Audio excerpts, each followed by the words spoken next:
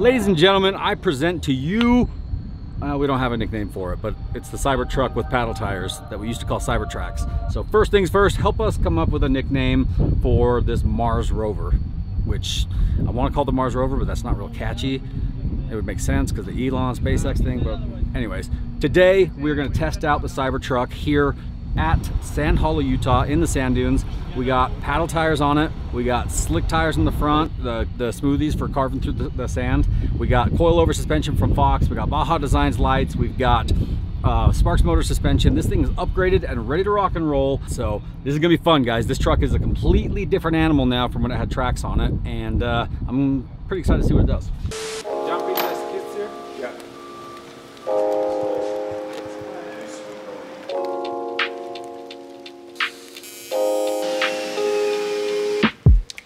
Guys, welcome back to Cybertracks. Not really sure if we're gonna stick with Cybertracks anymore because this is getting a whole new look and design. We decided to switch it up. And that, my friends, is why we are now sending it to the desert. I know a lot of you guys are big desert people, you're off-roaders, you've wanted to see this thing off-roading, we're gonna do that. As you can see, it's got an all-new look on it, okay? Envision decided they wanted to crack at the Cybertruck, so we let them. They're the guys that actually take care of all of Supercar Ron's vehicles currently. So they wrapped this thing. It's kind of as if it's entering back into the Earth, like it's gone up in space. It's coming back down. You see the front end was black. It's brighter, more, I guess you'd say, unburnt in the rear. So obviously we're gonna keep the Baja lights on here. Those guys came in huge for us and they're taking care of us. We wanna make sure we keep all their equipment on here. We also have Fox suspension. They are sending out all new suspension for this thing. Like definitely taking care of us on that. So big thanks to those guys. Hostile Wheels is gonna send out wheels for this thing. They're literally overnighting us some wheels to make this happen. The list goes on, guys. We have tons of help and tons of support behind this. We're excited to see how it does. I think it'll do awesome. I think it's gonna work out a lot better because we're not gonna have to have spacers that are 1.5 feet wide. 48 hours to complete this project, and it's like a 4-hour drive. I'm just gonna leave it at that.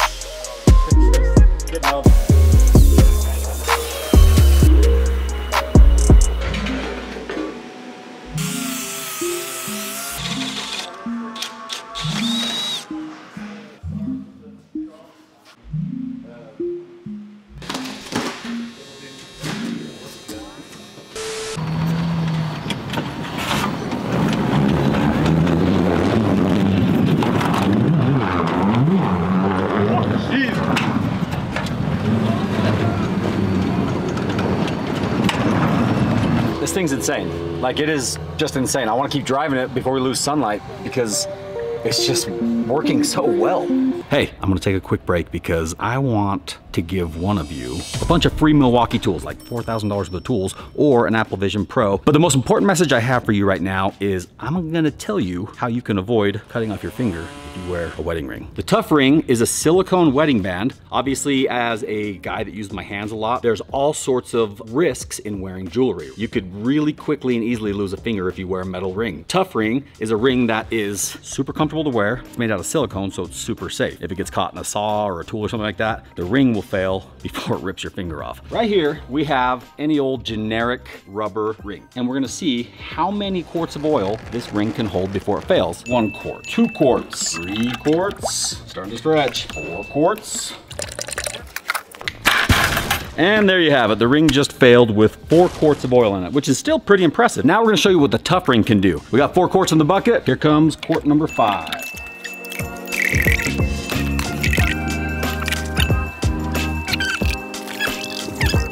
21 quarts of oil so far, and the tough ring has not failed. Anybody who places an order right now is gonna get entered to win a full Milwaukee toolkit or Apple Vision Pro. Plus, if you buy a tough ring, you're gonna get 2 comfort rings absolutely free. In addition to giving you guys 2 rings, literally buy one, get 2 free, plus entering you to win a bunch of Milwaukee tools or Apple Vision Pro, I'm also gonna give the first 100 of you that place an order one of our free wallets. This is the Tough wallet. It has this little trick right here where you squeeze that, throws your cards up for you. It's got your cash holder right here. Use the promo code HEAVYD and you are gonna get the 2 rings free, a wallet for free, and you're gonna get free shipping. Use the promo code HEAVYD. Enjoy. If I were you, I'd hurry and get the wallet because these are sick.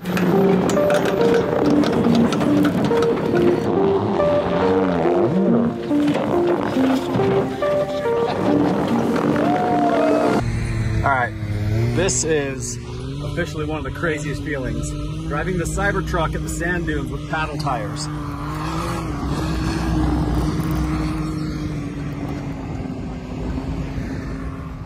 And it's doing really well. Like, really well.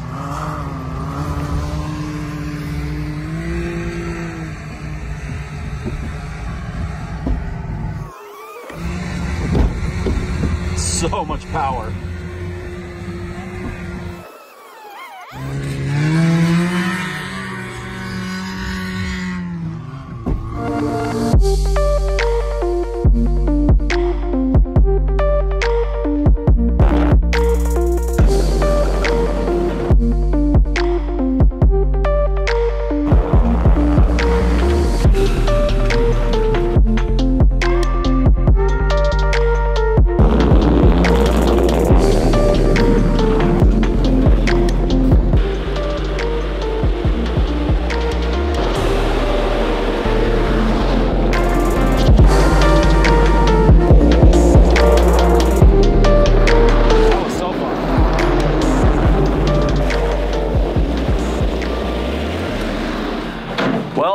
Turns out the Tesla Cybertruck on paddles is just absolutely silly. That's some of the most fun I've ever had, and it works so damn well. One of my favorite features is the fact that it has the 4-wheel drive, that you can control how much power is going to the front and the rear wheels. So you kick like 90% of the power to the rear wheels, and it makes the ass end just kind of fish around. But the paddles are grabbing. It's incredible. I was not easy on this thing today. Like I was giving her the old what for pretty good, and nothing broke and nothing. I just kept on kicking out of off-road mode, which is a minor thing, but other than that, I love it. So with that said, yeah, we're gonna head back to the house, charge this truck, and get ready for another day of beating tomorrow. So see you tomorrow morning. The first thing that happens is that. Hey, why are you looking at me? I looked at you, but then I didn't want to put the blame on you. I didn't want to Put it on. Chase, no, I do not. Put it on me. Let everybody know. It wasn't Dave that broke it this time. It was actually me, but everything's gonna be okay. Everything will be fine. We'll get some starter fluid, a lighter, use some science, and boom, tire will be back on. We'll be ripping them hills. Yeah, I was gonna say something else, but I don't know what I was gonna say.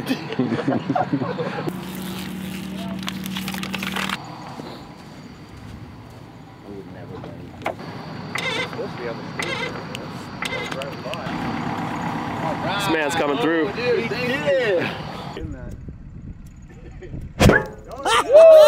Science! That's kind of a cool noise. That is cool.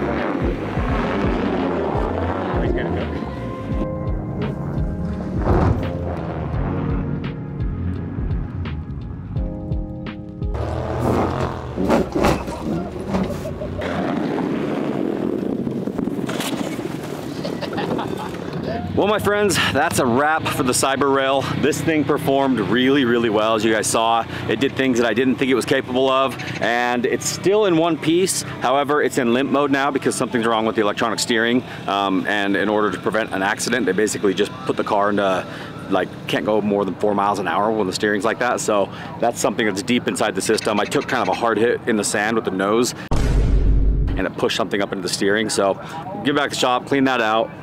But it did really well. So now we got to figure out which direction we want to go with it next. Whether we lift it, lower it, I don't know. You guys tell me, drop your ideas below. We got plenty of ideas, but I want to hear from you and see what you're thinking.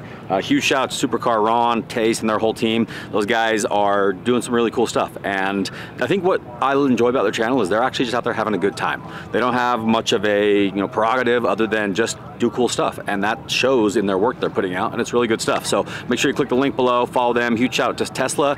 Thank you for always continuing to support this project and helping us, figure out these little issues and stuff. So we are far from done testing this truck. I know a lot of you want to see us test the Badger that I'm building as well, which trust me, that's coming soon. So we got all kinds of testing coming up for you guys and some really exciting stuff. So all right, so we are back from the dunes.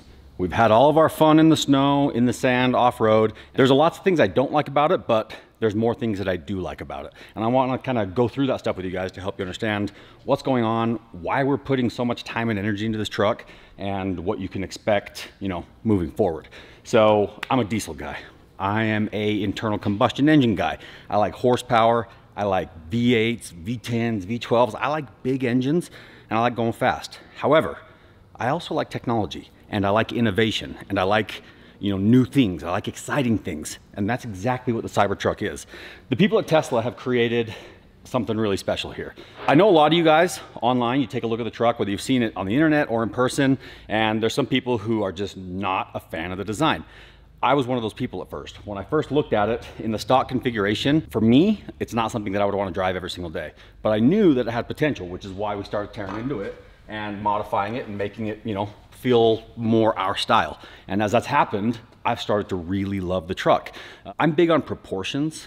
So any vehicle, that's why I always put big tires on all my different trucks and cars, because I like the tires to just be a little bit bigger than what the factory would put on. Factory has to follow all these guidelines of what's practical, what's safe, what gets the right fuel economy or battery range. There's all sorts of things that they have to worry about.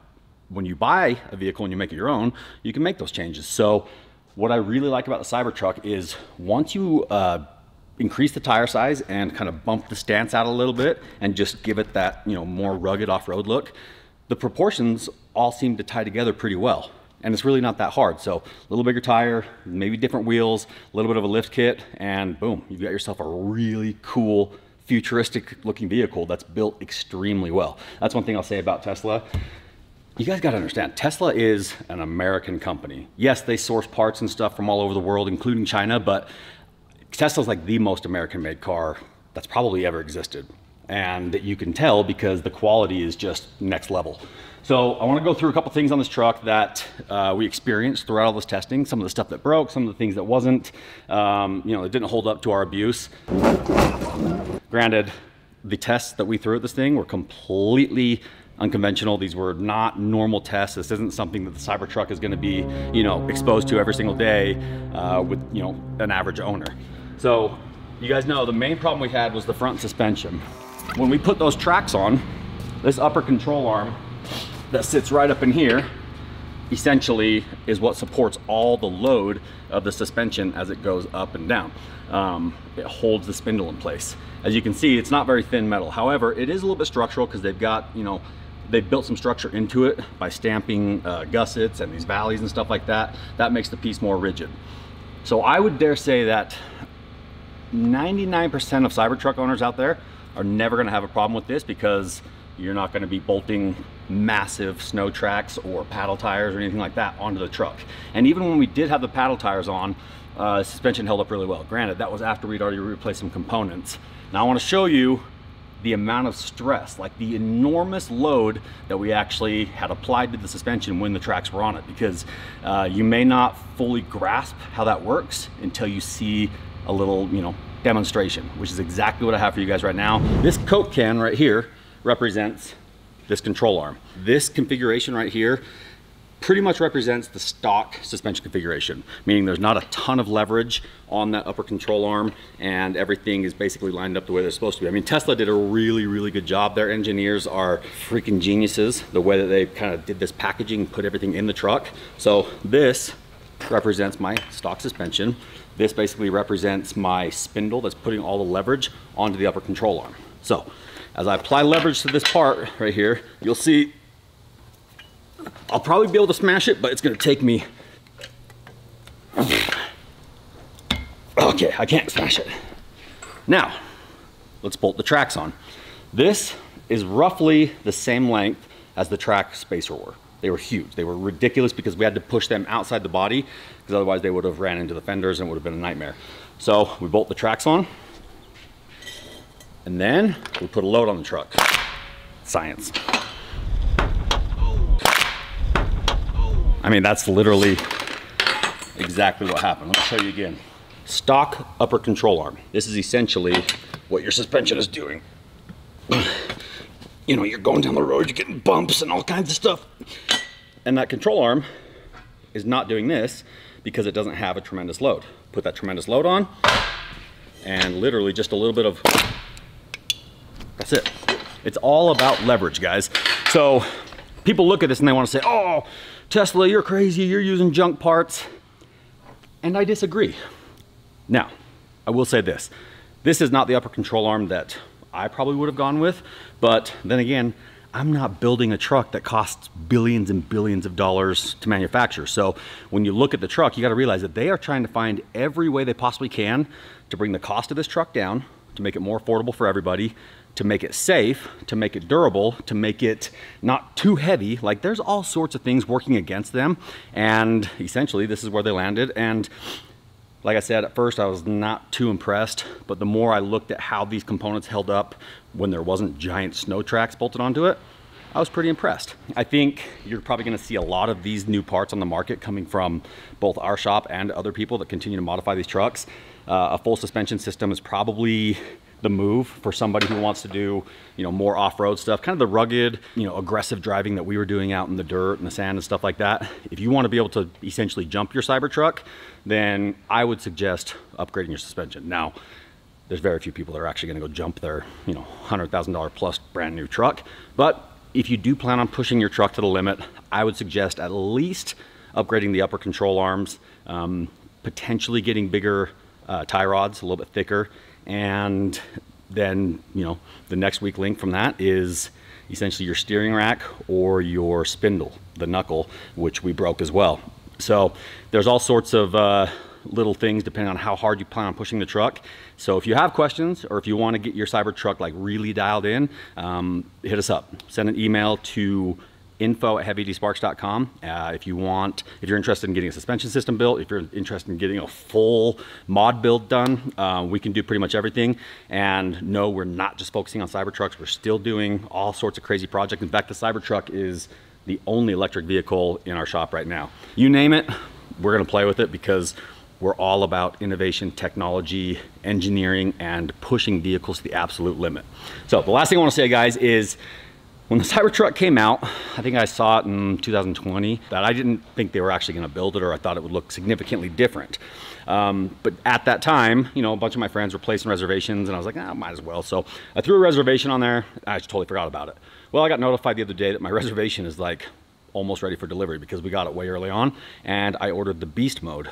So that means that I'm probably gonna be taking delivery of another Cybertruck, which is the 3-motor Beast Edition. The truck that we have now is the dual motor, which means there's one motor in the rear, one motor in the front, and the Beast has 2 motors in the rear, 1 motor in the front.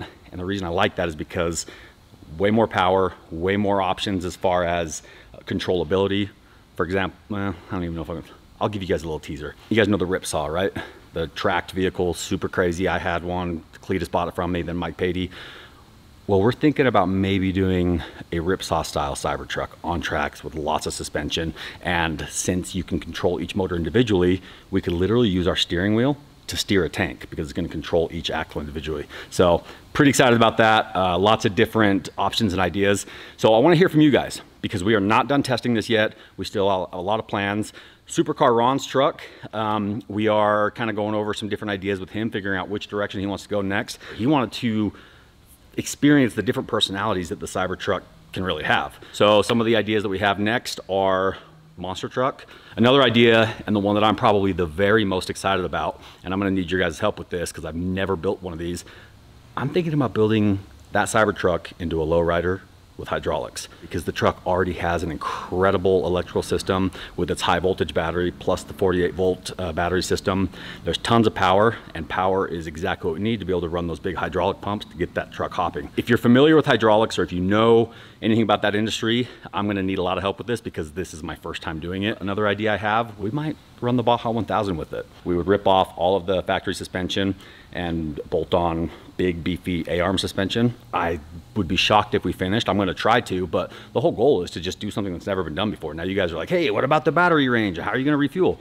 Well, the plan that we would have there is we're building some custom generator trucks, basically like an F550, and then we have these giant like 80 kilowatt generators that bolt onto the bottom of the truck and hook into the PTO. So this truck, just like a regular service truck or a flatbed or a pickup truck, can follow the Cybertruck as a chase truck on this race, and then when the battery gets low enough, we can pull up to it, fire our charging truck up, and fast charge the Cybertruck in probably 15-20 minutes to be able to get enough range to be able to make it to the next stage of the race. I'm really not that concerned about range, especially since down in the dunes, the battery on the Cybertruck lasted all day long. And you guys saw the video, you saw how hard I was pushing it. When we parked it the first night, we still had over 20% battery, and that was, like I said, after pushing it. The next day, we rode it hard all morning until I basically put it into limp mode, and it wouldn't go faster than 4 miles an hour. That only used about 40% battery, so I think on the second day we still had 50-60% battery remaining when we put it on the trailer. So I'm impressed with the battery in normal conditions. My opinion on the Cybertruck as of today is significantly stronger than it was when the truck first came out. One of the main reasons is because Tesla's just been so cool. Now Tesla is not paying us to do this. They're not giving us free trucks. They're not doing anything that you might think for us to promote the brand, because Tesla really doesn't spend any money on marketing. My whole goal, and the goal of all my guys here in the shop, is to show you how a Tesla product can work in blue collar applications, which like guys like you, me, and the rest of us happen to do. I appreciate you watching this video. I know this is completely outside of the realm of the stuff that we normally do, because obviously we work on diesel and gas engine, big horsepower stuff, but the electric stuff's not going away. And I'll tell you this, there's so much drama in the automotive industry right now with not necessarily people in the industry, but consumers. It's like they're forcing you to take a side. You're either an EV guy or you're an internal combustion engine guy. And I just think that's stupid, because each vehicle has its own use in different applications. So this whole, you gotta pick sides, it's just kind of ignorant and childish, guys. I mean, for me, it's like somebody comes up to you and they love the lake. They love swimming in the lake, but they refuse to get in the ocean just because it's different. You don't have to pick one or the other. In fact, right now in my garage, I have an electric Porsche. I have the Cybertruck I've been driving. I have a Hellcat powered Jeep Gladiator. I have a Cummins truck. I've got, you name it, guys. I've got a wide variety of vehicles. And the reason for that is because I want to be able to explore. That said, I just want to give a huge shout out to Baja Designs for the lights, Supercar Ron for being an amazing partner on this build. Obviously, the folks over at Tesla. You've got Arctic FX Graphics. You've got Envision, who did the wraps on the truck. You've got Sand Tires Unlimited, Hostile Wheels. Obviously, the one I'm most proud of is my guys right here at Sparks Motors. Guys, they turned the Cybertruck from a snowcat into a sandrail in 48 hours. So if you guys see anything that we put on the Cybertruck that you potentially want to buy for your own, again, hit us up. We may be able to build you some parts. We're not going to ramp up mass production of them just yet because we're still kind of testing and prototyping, but send an email to info@heavydsparks.com if you're interested, and we'll see you guys in the next video.